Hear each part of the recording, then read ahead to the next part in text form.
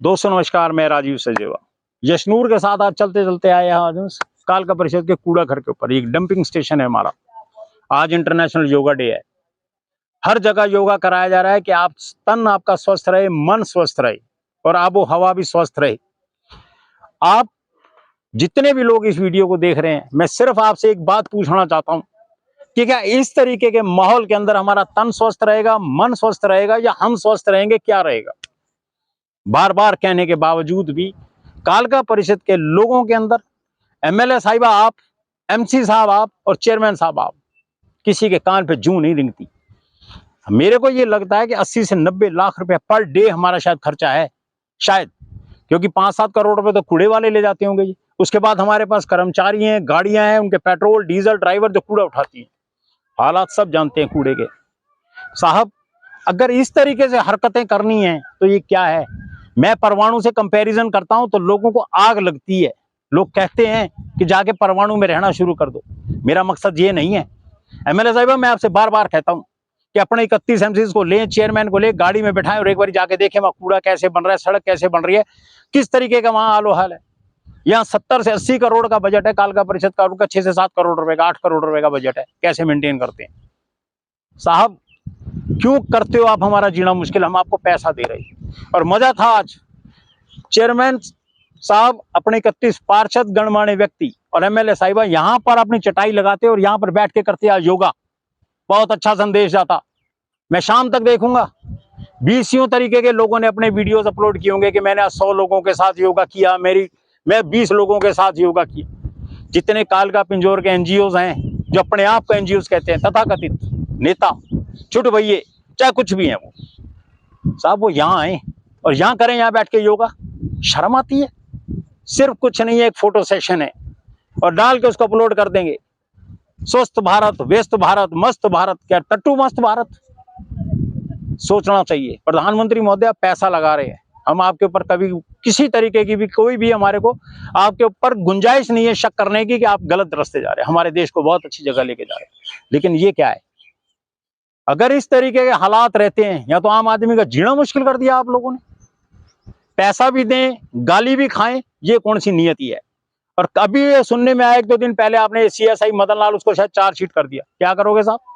Chargesheet करके क्या करोगे आप? इनको कुछ नहीं होगा। 6 महीने घर बैठेगा, उसके बाद आगे किसी को सेवा चढ़ाएगा और वापिस आ जाएगा वो। ये तो नीति है।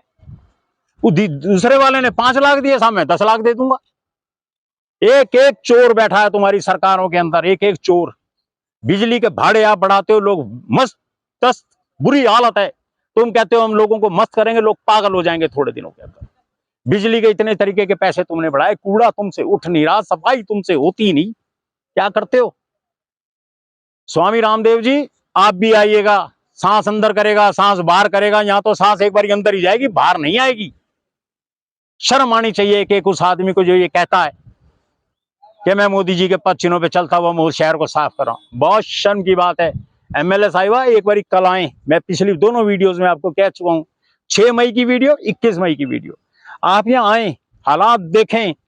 साहब आप लोग बाहर से आते हैं, बाहर ही रहते हैं, यहां पर सिर्फ फॉर्मेलिटीज होती हैं, बातें तो बहुत बुरी लगती हैं। कल आपके हमारे एमपी साहब गए थे पिंजौर के अंदर, शमशान घाट में हालात क्या थे उन्होंने स्वयं देख लिया होगा।